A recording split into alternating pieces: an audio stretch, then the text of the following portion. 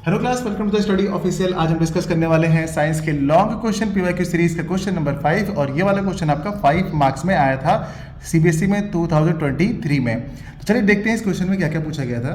पहला पार्ट है इसका, what happens when a small piece of sodium is dropped on ethanol. यानी ethanol में हम क्या डालते हैं, एक छोटा सा टुकड़ा डालते हैं सोडियम का, तब क्या होता है आपको उसकी इक्वेशन दिखानी है, यानी क्या रिएक्शन होती है ये आपको बताना है। तो बस सिर्फ रिएक्शन लिखनी है और आपको 1 मार्क्स मिल जाएगा। तो देखिए पहले बोला गया इथेनॉल, इथेनॉल का आपको फॉर्मूला पता होना चाहिए। इथेनॉल का फॉर्मूला क्या होता है, देखिए CH3CH2OH। ये हो गया आपका, ये कौन सा फॉर्मूला हो गया आपका, ये हो गया आपका इथेनॉल का फॉर्मूला। ठीक है, अब इसमें हमको क्या मिलाना है, अब इसमें हमको मिलाना है सोडियम। सोडियम मिला दिया हमने, अब इसकी रिएक्शन करनी है। ठीक है, अब क्या होता है ये देखिए, जो रूल्स हमने आपको बताए थे, क्या यहाँ पर वो रूल फॉलो कर रहा है? बिल्कुल कर रहा है। ये आपका क्या हो गया, इसका नेचर कैसा होता है, एसिडिक। ये आपका क्या हो गया, मेटल। जब मेटल एसिड से मिलता है तो क्या बनाता है, सॉल्ट और हाइड्रोजन गैस। यानी कि हाइड्रोजन गैस तो रिलीज होने वाली ही कन्फर्म है। चलिए ये रिलीज हो गई आपकी। ठीक है, अब ये सोडियम जाएगा और यहाँ से ये जो हाइड्रोजन गैस रिलीज हो गई, यहाँ पे O के बगल में जाके अटैच हो जाएगा। यानी कि ये क्या बनाएगा, ये आपका फॉर्म कर लेगा CH3CH2O। O पे नेगेटिव चार्ज है और जो Na आ गया A पे, इस पे पॉजिटिव चार्ज है। पॉजिटिव और नेगेटिव दोनों आपस में मिल जाएंगे तो यहाँ पर ये बना लेगा आपका क्या, ये आपका बन गया सोडियम, ये किसका क्या, इथेनॉल। सोडियम इथेनॉल बन गया है आपका। ठीक है, ये बन गया आपका सिंपल सा प्रोडक्ट। तो यहाँ पर इसकी बैलेंसिंग करेंगे तो आप यहाँ पर क्या करेंगे, देखिए सबको इक्वल करेंगे तो यहाँ पर आपको लगाना होगा, यहाँ पर 2 लगाइएगा, यहाँ पर 2 लगाइएगा। आपको बैलेंसिंग आती ही होगी सभी लोगों को। तो यहाँ पर ये बैलेंस हो चुका है, आप बैलेंस करके ही दिखाएंगे। चलिए पहला हो गया, बस 1 मार्क्स में खत्म। अब अगला देखते हैं। सेकंड पार्ट में ये पूछा गया है आपसे कि why is glacial acetic acid called सो, यानी कि आप जो एसिटिक एसिड है उसको ग्लेशियल एसिटिक एसिड क्यों कहते हैं। तो देखिए सिंपल सी बात है, जो आपका पहली बात तो पहले समझ लीजिए कि जो एसिटिक एसिड है इसका दूसरा नाम होता है इथेनोइक एसिड। ठीक है, तो जो इथेनोइक एसिड है, एसिटिक एसिड है, इसका जो फ्रीजिंग पॉइंट है वो 290 केल्विन होता है। और ठंडी के दिनों में जब ठंडियाँ आती हैं, ठीक है, जाड़े का मौसम आता है, तो उस समय होता है क्या है कि ये जो है वो फ्रीज होने लगता है, अपने आप ही जमने लगता है। ठीक, इसलिए इसको बोलते हैं ग्लेशियल एसिटिक एसिड। बस सिंपल सी बात है, यहाँ पर ये लिखा हुआ है और ये इसका आंसर हो गया। थर्ड पार्ट में देखिए क्या दिया हुआ है, what happens when ethanol is heated at 443 Kelvin in the presence of concentrate sulfuric acid. Write the role of concentrate sulfuric acid. यहाँ पर हमको क्या बताना है कि रिएक्शन देनी है और उसमें जो सल्फ्यूरिक एसिड यूज हो रहा है उसका रोल बताना है। तो सबसे पहले हम लोग लिख लेंगे यहाँ पर जो हमारा अल्कोहल है, तो यहाँ पर क्या है ये CH3CH2OH, और किसके प्रेजेंस में हो रही है रिएक्शन, कंसनट्रेट सल्फ्यूरिक एसिड। तो लिख लेंगे हम यहाँ पर H2SO4 और यहाँ पर लगा लेंगे अपना ये एरो। अच्छा, अब इसके प्रेजेंस में यहाँ पर क्या होता है तो समझिएगा बहुत ध्यान से, बहुत इंपॉर्टेंट रिएक्शन है ये, बहुत बार एग्जाम में आती है। और इसका टेम्परेचर भी हम यहाँ पर नोट कर देंगे।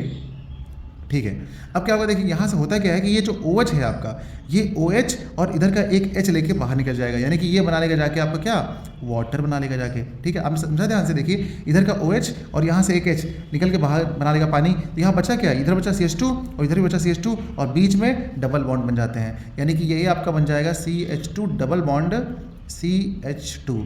ठीक है ना, जिसे आप C2H4 भी लिख सकते हैं। ये आपका क्या बन गया, एथीन बन गया। एथीन डबल बॉन्ड लगा हुआ है ना, तो यहाँ पर इसका नाम जरूर लिख दिया करिए आप, एथीन बन गया। ओके, एथीन बन गया, अल्कोहल से एथीन बन गया है। तो ये इसकी केमिकल रिएक्शन है। अब लिखेंगे इसका रोल। देखिए अब समझते देखिए कंसनट्रेट H2SO4 का क्या रोल होता है। तो यहाँ पर अल्कोहल में क्या किया इसने यहाँ से सारा का सारा जो वाटर था वो अलग कर दिया।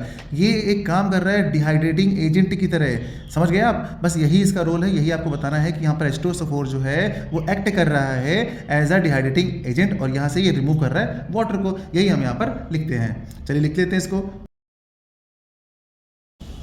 देखिए तो यहाँ पर हमने लिख लिया है, it is act as a dehydrating agent and remove water molecules from ethanol. बस आपको इतना लिखना है और आपको फुल मार्क्स मिल जाएंगे। चलिए ये वाला पार्ट भी हो गया है। अब समझते हैं इसका थर्ड पार्ट, लास्ट पार्ट। देखिए छोटा छोटा काम करना पड़ रहा है, एक लॉन्ग क्वेश्चन के लिए बहुत सारा नहीं आ रहा है, बस जरा जरा सा आ रहा है, बस आपको इतना ही बताना है बच्चों।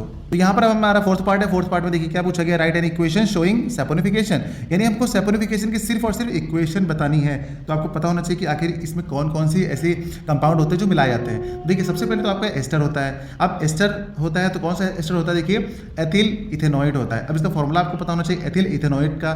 तो क्या लिखेंगे आप लिखेंगे CH3COO2H5। ये हो गया आपका एथिल इथेनॉइड, ये एक टाइप का एस्टर है।